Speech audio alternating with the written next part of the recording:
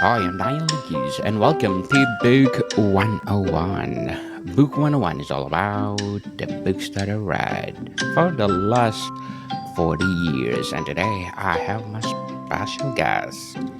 He is award-winning author and, of course, best-selling author too, no other than Mr. Sebastien Castell.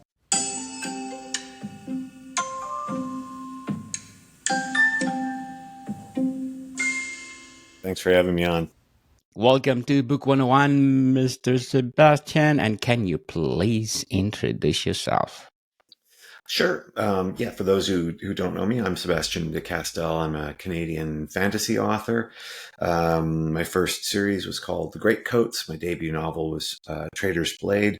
I write mostly what I think of as swashbuckling fantasy. So, fantasy that kind of blends um, the sorts of, adventure that we might find in lots of traditional fantasy, but with some of the elements of things like the Three Musketeers or people like Raphael Sabatini, who wrote, Scaramouche and things like that. So that tradition of what's sometimes called picaresque novels, where lots of roguish characters and just lots of fun and adventure. I also write a young adult fantasy series called Spellslinger and another one called The Argosy. But yeah, swashbuckling has always kind of been where my heart was. So. Yes, indeed. So, what inspired you to become an author? Well, quite a while ago, I was working as a touring musician and making $250 a week, playing Brown Eyed Girl 3 times a week, and being sued by the bass player for control of the band, which is a pretty sad creative place to be. And so I did what I always do when life gets confusing, which is I went to the public library. Um, I say this a lot, but I adore libraries. I adore librarians. I married a librarian, in fact. Um, and I was, because you can walk into a library with no idea of what you want to do, and it always feels as if all of human knowledge is there for you. And I found a box of cassette tapes that were with a label on the front that said "Let's Write a Mystery," and it was by a guy named Ralph McInerney. He was quite a well-regarded um, mystery author, but also a teacher at Notre Dame University, and he created this set of tapes on teaching you how to write a novel for the first time. And it was very strange. I had to find a cassette player because they weren't that easy to find. And I followed it along and managed to write my first novel out of nowhere. And then I loved that experience so much that I wrote my second novel a few years later, and that got me my first 4-book deal, and then an 8-book deal, and then a 4-book deal, and it's just kind of gone on since there. I've been really, really fortunate this in these 10 years to have 16 novels published, and I've gotten to go all over the world and meet lots of fans, and the books have been translated into 15 languages and optioned for film and television. So yeah, it's been quite the adventure. Congratulations and thank you for sharing your talents to the world. So, can you tell us about your writing process?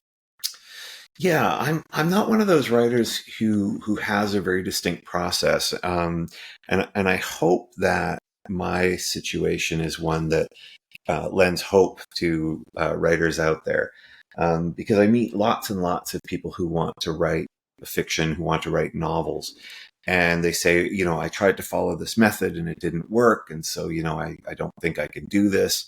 But for me, not only did I have to keep searching to find a process that worked for me the first time, but every time I sit down to write a novel, I end up having to find a new writing process for it. So I know lots of novelists who they're very, very disciplined people. They get up at 5 a.m. and they write for 4 hours and they do this and they have that routine. But I have ADHD, and so routine is not something that I enjoy, and it doesn't work that well with my brain. What does work for me is curiosity and experimentation. So I might have a novel. So, for example, A Play of Shadows, which is my latest novel, which is quite a big novel and one I'm incredibly proud of. I'm so happy that people are finally getting to read it now. But when I started writing that novel, I had this big idea in mind that I wanted to write about, a fantasy swashbuckling novel that was kind of centered in the theater and with actors, because I love actors and I love the theater. Um, but every time I sort of approached it, it didn't feel like it was quite working the way I wanted to, until I decided, you know what, instead of trying to outline this, I'm going to write it as if it were a play itself, almost like a screenplay format, but for plays. And then when I did that, I found all of a sudden, I wrote, 4 out of the 5 acts, as a kind of as a play itself in a matter of a day. It just kind of came out because I'd found the method that worked for me for that book. And so, and then of course, then I, turned it into a novel draft, and then it went through several drafts. And now here it is, alive and well. And so I'm always looking for the right process for any particular book I write. And when I get stuck, when I get writer's block, I try to be first curious, ask myself, why am I getting writer's block? What's really going on? Is it that I don't know how to solve this one scene, or is it that I don't feel passionate about this book or this character?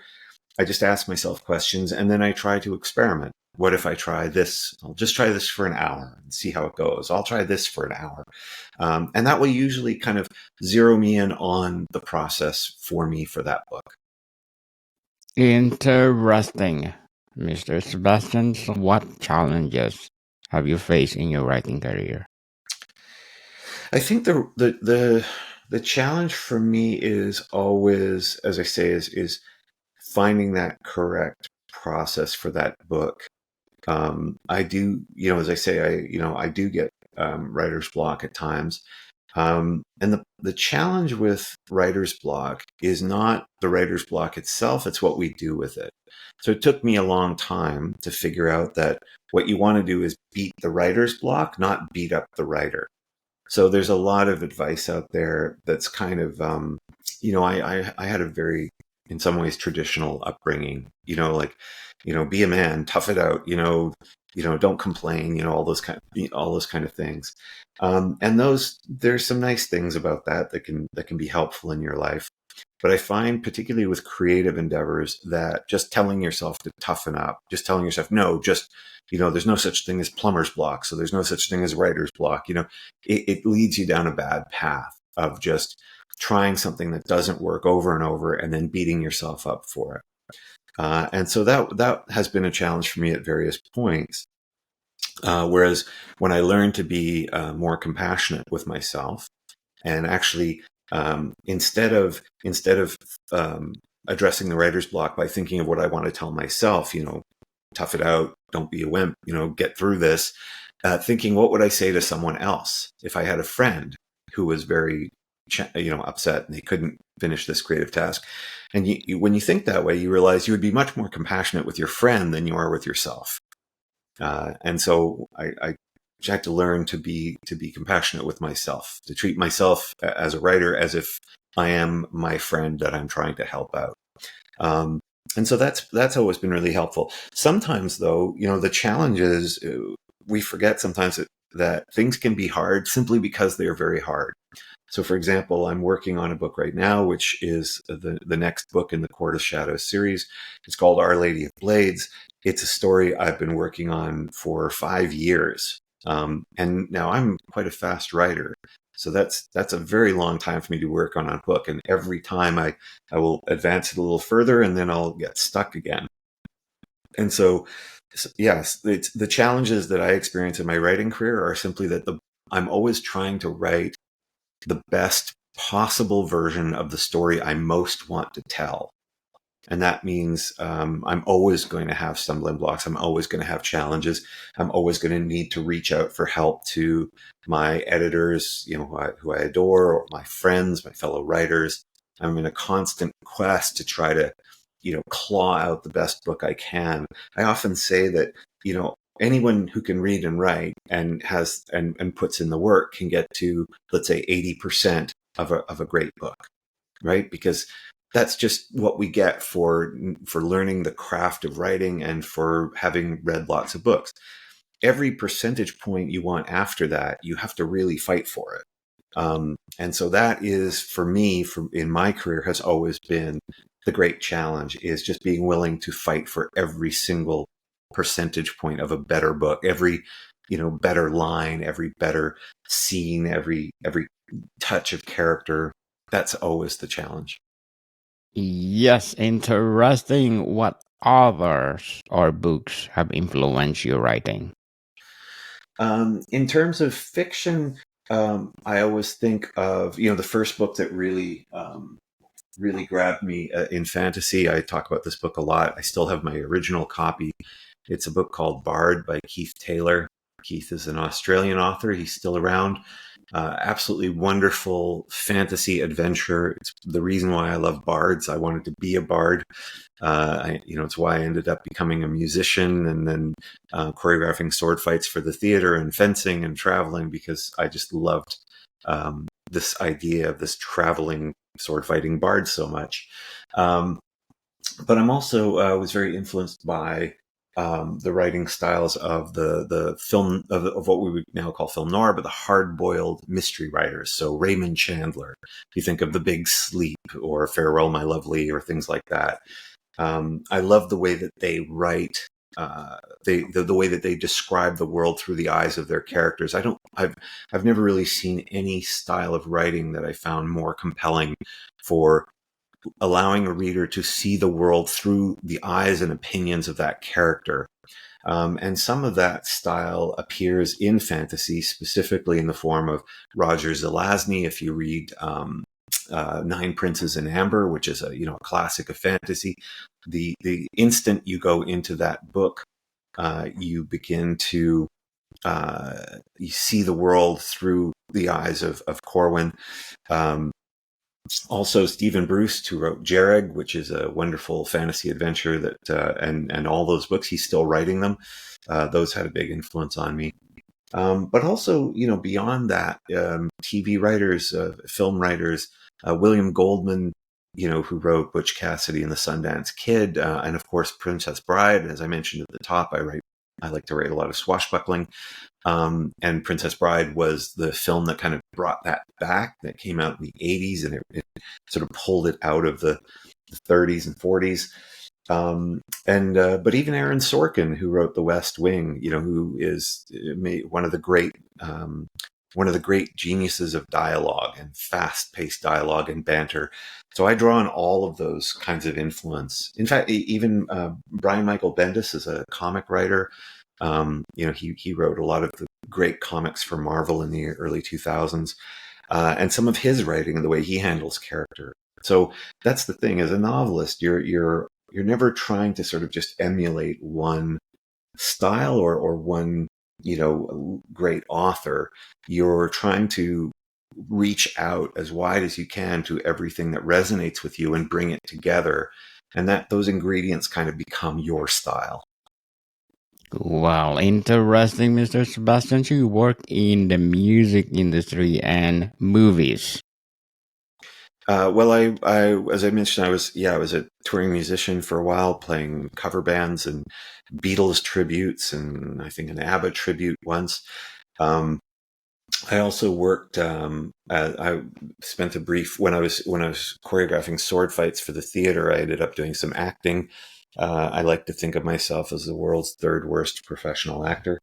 Um, uh, and I had the great privilege of working with Vancouver Film School for a decade, heading up their digital design department program, and then becoming the director of program development, working with the film program. So I got to work with creatives in almost every sector of the creative industries, and all of that. Again, it's one of the great things about being a writer is, I mean, I don't want to speak for other people's fields, but if you're going to be a neurosurgeon, mostly what you need to learn is neurosurgery. You maybe you'll draw on other experiences in life. Maybe those will make you more compassionate or understand patients better. But that's probably what you're going to be drawing on. When you're a writer, though, you draw on everything. So every different experience in your life helps inform your writing. It gives you new ideas. And I think there's nowhere that's more pleasurable than in fantasy, where you can take a real world experience of something meaningful to you. So, for example, for me, often traveling, I love to travel. And you can take any of those experiences traveling and transmute those inside of your fantasy fiction and lend them magical significance and things like that. So yeah, so that's the great part of it. So all the time, the time that I spent in archaeology, which was very small, I did my degree in archaeology, but I'm absolutely rubbish at it. That came into my writing. Every different thing I've done, even very seemingly mundane jobs like project management, which is a wonderful field, but not as exciting necessarily as fantasy writing. But even that, I've pulled that into both my writing process of understanding how to put together a project, but also just even in some of the stories where thinking about how people, when they're scheming, when we often in fantasy, we have someone who's putting together this scheme, and actually project management's very good for planning out a heist or things like that. Very well said, Mr. Sebastian. But before we go on, I want to shout out my ranking tops in the last 30 days because in Bolivia, I got number 2 on the Apple chart, Pakistan at number 8, Nigeria at number 12, Bahrain at number 20, Bhutan at 49, Japan at 61, United Arab Emirates at 69, Jamaica 73, Egypt, Cameroon, Thailand, Czech Republic, and a lot more. Thank you so much for supporting this podcast because this podcast is created to empower writers all over the world, like Mr. Sebastien de Castell. So, Mr. Sebastian, let's talk about your latest novel. Can you Mhm. tell us about it? Play of Shadows. Yeah. So Play of Shadows is a swashbuckling fantasy novel. It's set in a city where the theater is considered so sacred that they believe that some actors can be so talented that when they take the stage, the historical characters that they're performing, that they actually channel their spirits. And so in this city, there's a belief that during one of the great historias, the historical performances, that an actor might actually channel that spirit of the character they're playing. And so things might be revealed, the words of the script might change, because you're actually, watching that, you're actually hearing from those historical figures on stage. So for us, imagine if we were watching a Shakespeare play about Richard III, and then suddenly the spirit of Richard III is actually inhabiting the actor. Now it's considered inside of this world, it's more considered a sort of a superstition, almost like the way that we view celebrities. We think that celebrities are kind of magical in some sense. But in the case of Play of Shadows, our hero Damelas, who begins the story fleeing from a judicial duel that he has unwisely gotten himself into, takes refuge inside of one of the great opera theaters, where he's befriended by an actor who helps him join the company. And he's just playing bit parts, except that one day he takes the stage and suddenly he blurts out all the wrong lines. But the things that he blurts out end up being a treasonous accusation against the city's most beloved historical prince from 100 years before. And he suddenly finds himself inhabited by the spirit of what is considered the history's most notorious villain, who starts to reveal secrets to him of things that people don't know that have led to conspiracies that threaten to take over the city and the entire country. And so suddenly this misbegotten group of actors, this acting troupe called the Knights of the Curtain, find themselves forced to either find a way to reveal the truth to the public, or end up executed as traitors themselves. Interesting novel, Mr. Sebastian. So, how do you approach the research for this Play of Shadows? Well, so research for me, one of the wonderful things about writing fantasy is that you're not governed by our own history or our own culture or even our own science, if you will. What you want to do is make sure that the world you create has an internal cohesion. So, for example, this is where sometimes fantasy books go wrong. You create a fantasy world where everybody, where magic is very easy and it's everywhere, and yet you still have people doing, certain kinds of tasks by hand. But if you could do something, if you could erect a building with magic, you wouldn't really have lots of stonemasons because you would just use magic instead. And so it's less a matter of trying to perfectly mirror a particular historical period, for example, and more a matter of making sure there's internal cohesion.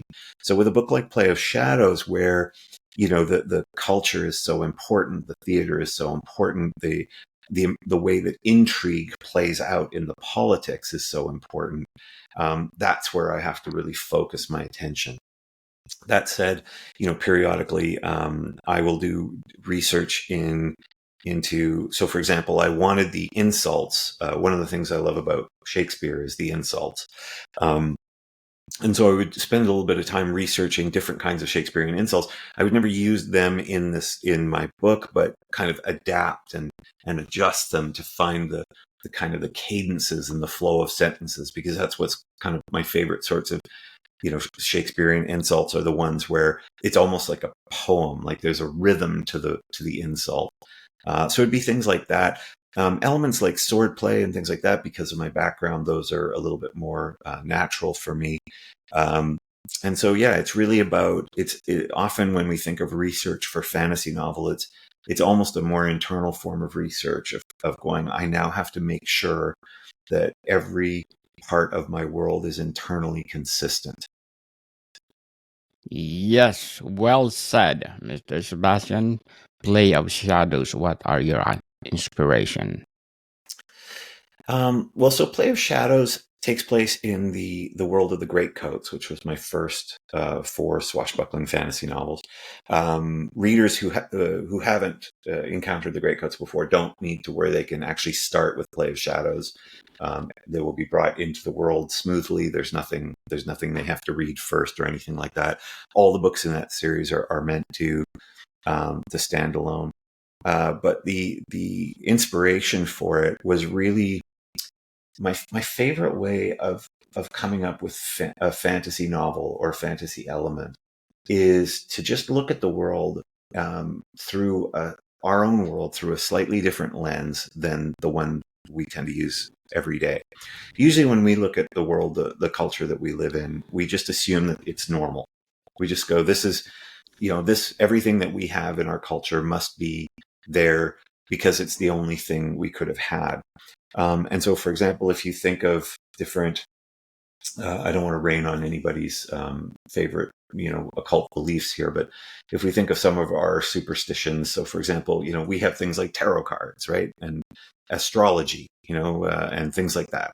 And we think of those as, well, they must be inevitable. Those ideas must have come from somewhere, and we couldn't have had we couldn't not have had those ideas. So I like to look at it a little bit differently and ask, well, why do we believe in those things and not other things? And so, for example, why do we believe that the day on which you were born and where you were born and the time which you were born might have an effect on your life? But we don't believe that when an actor takes the stage, we never think that they're now being possessed by the spirit of the figure that they're playing. But those two things one is not more silly than the other, if you think about it, right? The idea that when and where the date of your birth defines your destiny is no more rational than the idea that an actor in a theater who is, surrounded by all of the settings and the props and the costumes and the script and the lights and all of that energy, that they could be inhabited by the spirit of the characters that they're playing. So that's what I tend to do, is I look for things that we believe in and then ask, why do we believe in that and not something else? And then what is that other thing? And could it be something that would be really interesting to center around, a novel? And there's so many different kinds of magic systems in different novels. I've written magic systems, I guess something like 24 now. Because in the Spellslinger books, each book has its own magic system. When I wrote Malevolent 7, I wrote 12 different magic systems for that book. And so I wanted to kind of ask, what would a magic system centered around acting look like? Like, what if an actor was, in a way, a kind of magician? And so what would those magical abilities look like? And so for me, that was just tremendously fun. And I think, for anyone who's who's experienced what we sometimes call the magic of the theater. You know, that feeling when you're in a theater that something is happening that is not just actors on a stage. It was just tremendously fun to turn that into a very concrete kind of magic inside of Play of Shadows. Interesting novel again, Mr.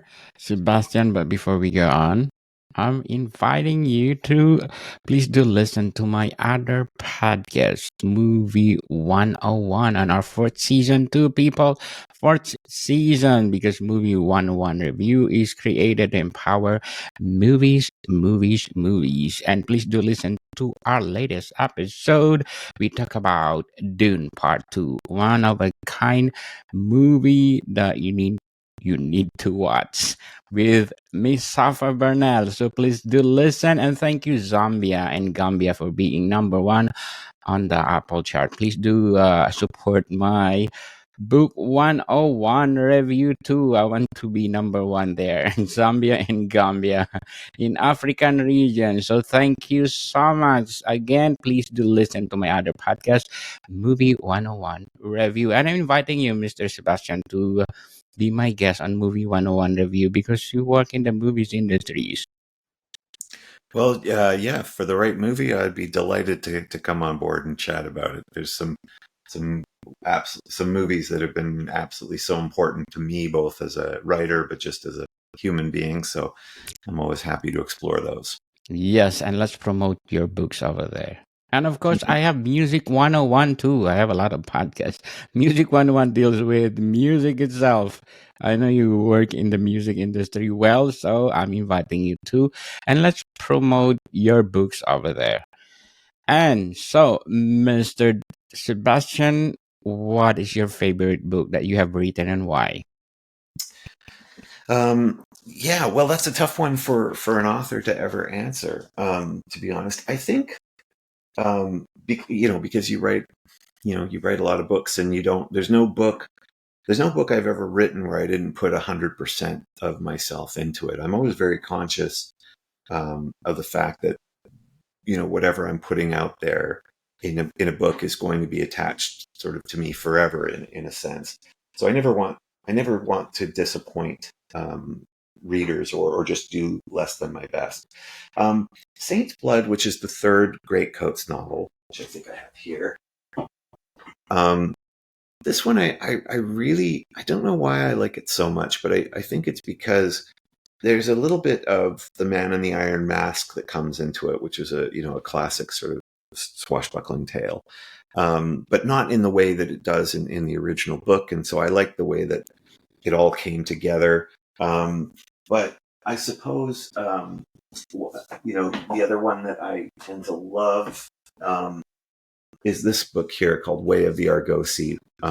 So in the Spellslinger series, one of the things that makes it a bit unusual is that Kellen, the main character, his mentor, rather than being, a wise old man, is a woman in her late 30s, early 40s named Farius Parfax. And that tends to be kind of not that common in fantasy, that the mentor is actually a woman.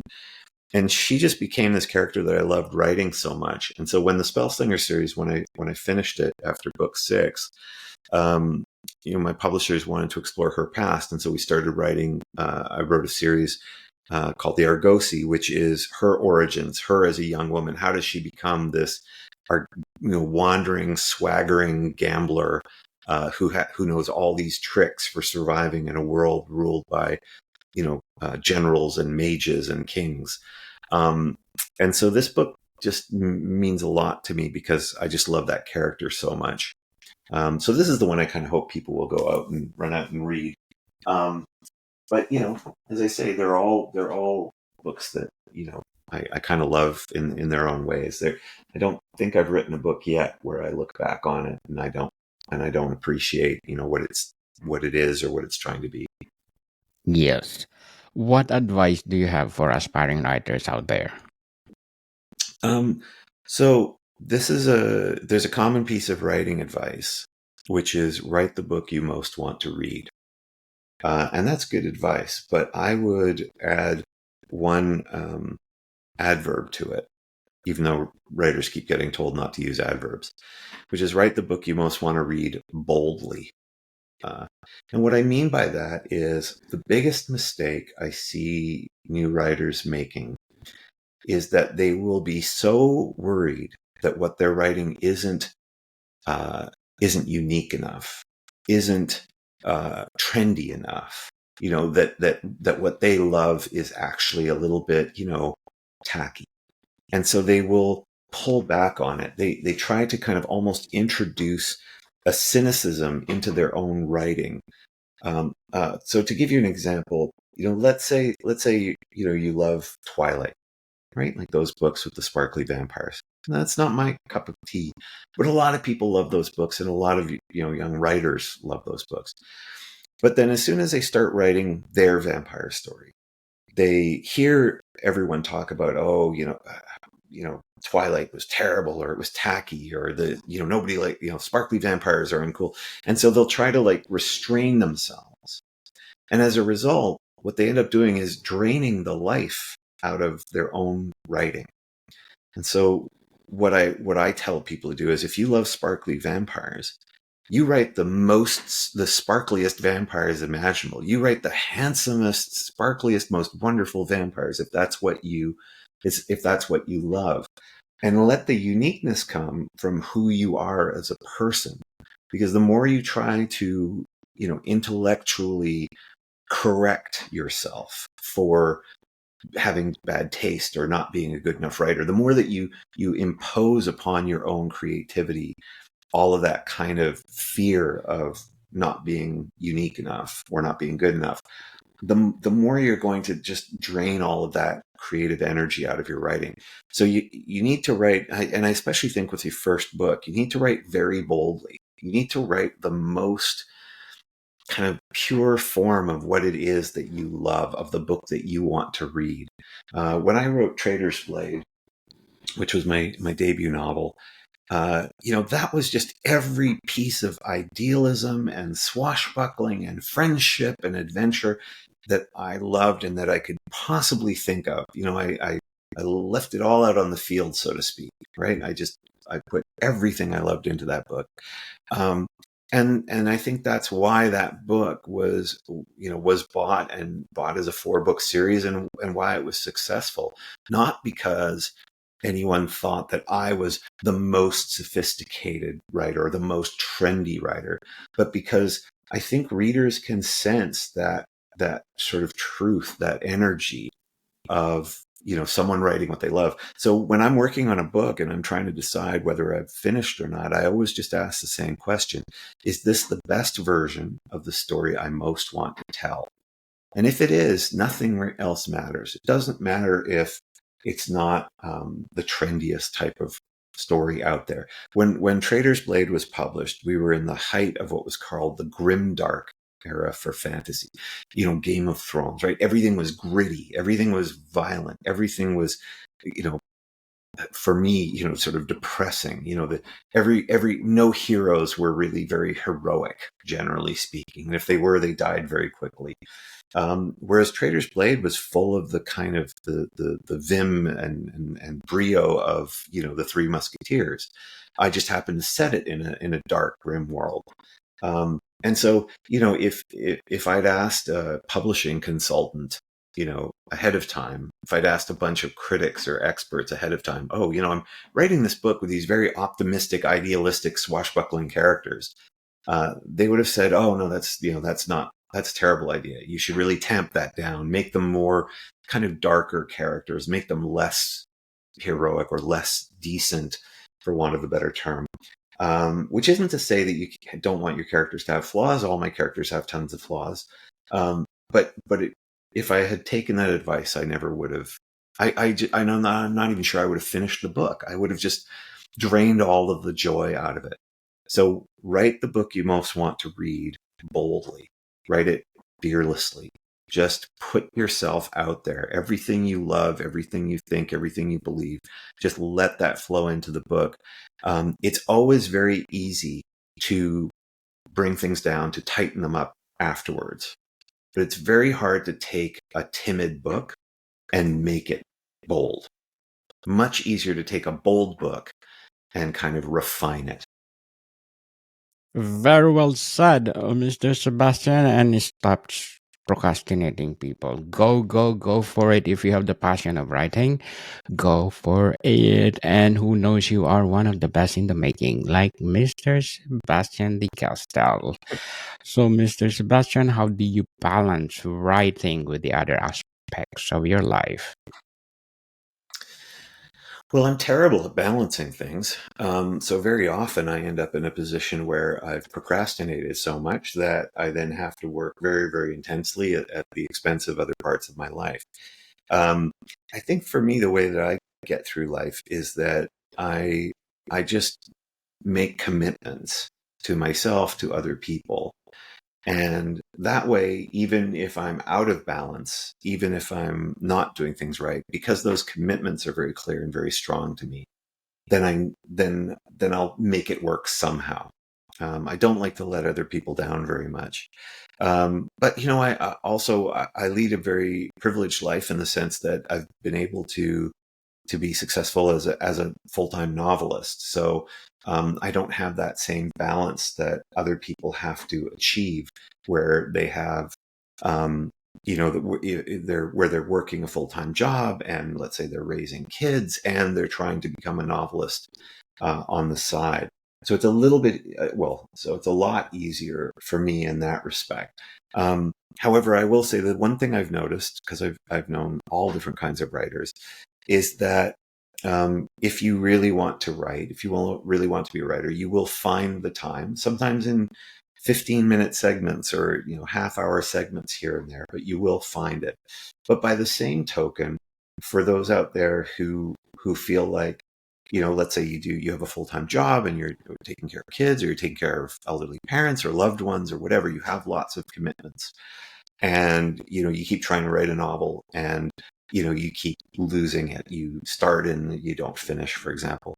My advice there is don't give up. Be curious and experimental instead. Ask yourself, oh, I've stopped this novel I was trying to write.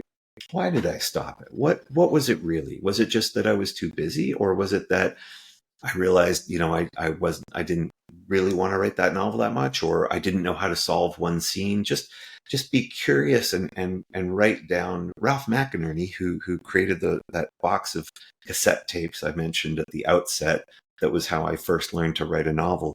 He used to say that his cure for writer's block was he would just sit down and write a paragraph about why he couldn't write his novel.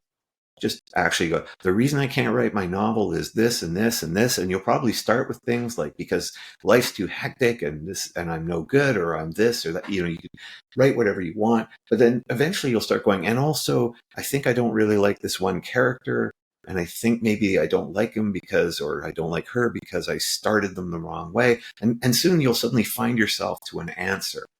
So be curious and then be experimental. Go, you know what? Okay, if I can't write this book right now, if I feel like I feel too much anxiety when I try to, let's go, what's an experiment I could do? Well, maybe the experiment is I'm just going to write one sentence before I close that book forever, right? I'm going to get, okay, if I feel like I got to give up on that novel, I'm going to just write actually maybe a one page that is the character, my main character, saying goodbye to the story, maybe telling us why they couldn't finish the story, or even going, you know what, no matter what, I'm gonna finish the story, even if I finish the story because a dragon flies in and burns down all the characters and they all die in a fiery explosion. Just you may do that and go, I'm abandoning that novel, but I feel better about abandoning it. And maybe you'll feel more inclined to begin the next novel. The wonderful thing about writing fiction in particular, is there is no best before date on a writer. There is no day or age where suddenly you go, I should have, if only I'd started sooner. One of the great writers that I always appreciate was a guy named Dave Duncan. He passed away a few years ago. Dave Duncan wrote 50 novels, actually wrote more than 50 novels. He didn't start writing until he was 50 years old, right? Didn't write a word of fiction until he was 50 years old. My first novel came out in my, I don't know, my mid 40s. And it didn't affect my career. It didn't stop me from writing novels that I love or having the financial success with novels. You will come to it when you are ready, right? And so, don't, just as I always say, like, don't beat yourself up. Just be curious and be experimental. Um, if you find that you can't make the book work, ask yourself why. Be curious. Don't be judgmental. Don't beat yourself up. And then try and experiment.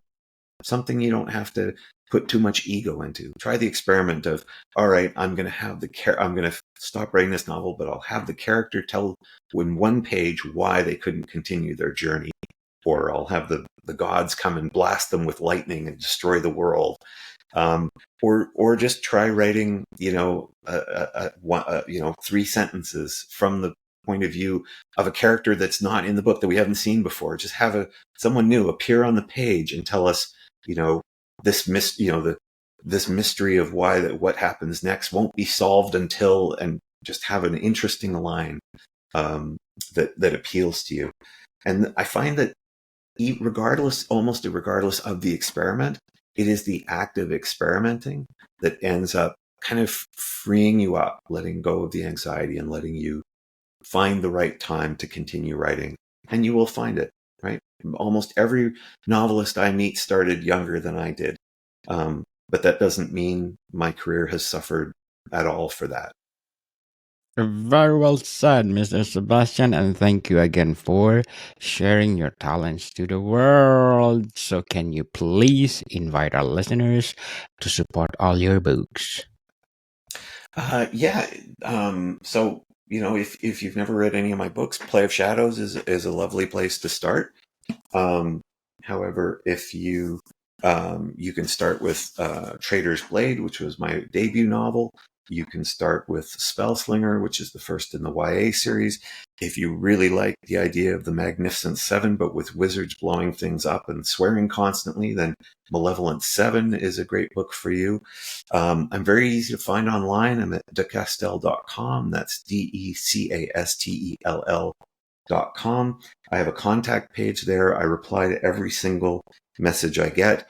In fact, I just discovered a week ago that there was a bug in the settings on my website. And so all of the replies I'd been sending for a year all went into the void. But I still went back and I re-replied to every single email I got. So yeah, I'm happy to hear from readers. But I hope everyone will run out and grab Play of Shadows, either in hardback or ebook or audiobook. The audiobook is absolutely fabulous. I hope everyone enjoys it.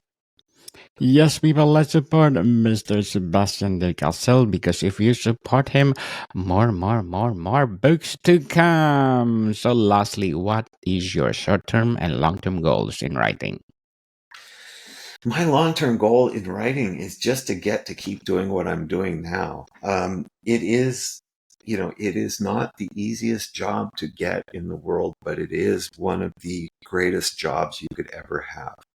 I often tell people, if to write your first novel, because even if no one ever publishes it, even if no one ever reads it, you will have changed yourself in so many ways, all for the better.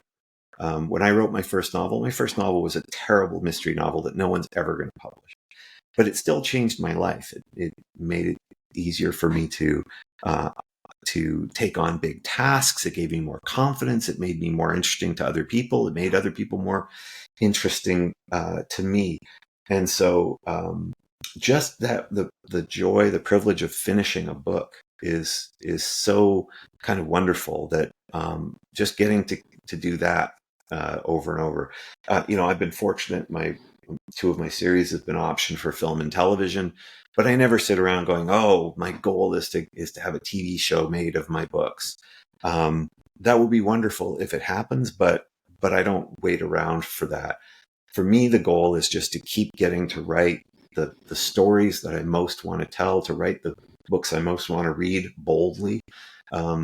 And as long as I can keep doing that, I'll just be delighted.